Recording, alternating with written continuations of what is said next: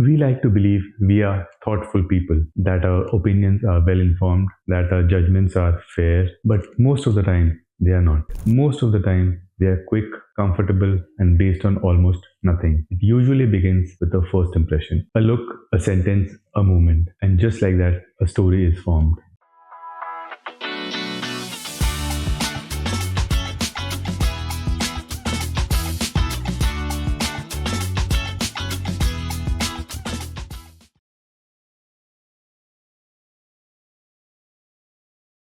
First impressions feel harmless. We even celebrate them. We say, trust your gut. You can tell a lot about a person instantly. First impressions are everything, but what we really ask is, what if your first impression is wrong? And more importantly, what if it sticks to someone for life? Here's the uncomfortable truth. We don't observe people objectively. We observe them through us, our upbringing, our privileges, our emotional capacity, our idea of what's normal, and then we judge from there. We meet someone once or twice and think we have figured them out. Their personality, their choices, their story, but we haven't. We are just filtering them through our own beliefs, our own expectations, our own rules for how people should be. So when someone behaves differently, we jump to conclusions. We decide who they are without considering anything else. The truth is, we barely know a fraction of the story, but we act like we know the whole thing. We don't look beyond what fits our understanding, even though the possibilities are far bigger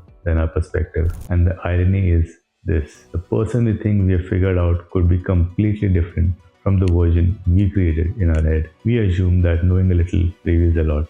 It doesn't. Knowing a little often hides far more than it shows. If they don't behave the way we would, think the way we do, or react the way we expect, we label them lazy, arrogant, rude, unmotivated, difficult. But we almost never ask what shaped this person, what broke them, what did they grow up seeing, what did they survive quietly, what choices were actually available to them, why are they the way they are now, and so many more questions. Because curiosity takes effort, judgment doesn't. We see outcomes, not backstories. We see silence, not the ears they weren't heard. We see someone's anger, not the helplessness behind it. We see distance, not the disappointment that taught them to stop caring. Behavior is visible, struggle is not. So we go with what we can see and call it the truth. The danger of a first impression is not just that it is incomplete, the danger is that it freezes people. Once we decide who someone is, every action they take becomes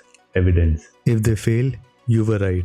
If they succeed, it's luck. If they change, they were faking it. Growth doesn't count. Context doesn't matter, because changing your mind feels like admitting you were wrong, and most people would rather stay confident than be correct. This is how our first impressions turn into life sentences.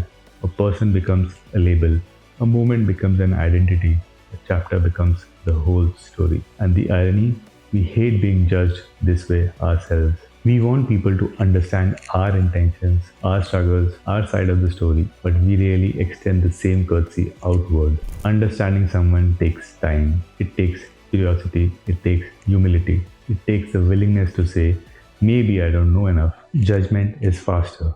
It gives us certainty, it gives us control, it gives us the comfort of feeling superior. So society chooses judgment and calls it clarity. We don't understand people before judging them. We judge them first, then look for reasons to support it. So the next time you think you have someone figured out, pause. Ask yourself, am I seeing their life or just one frame of it? Am I reacting to who they are or who I expect them to be?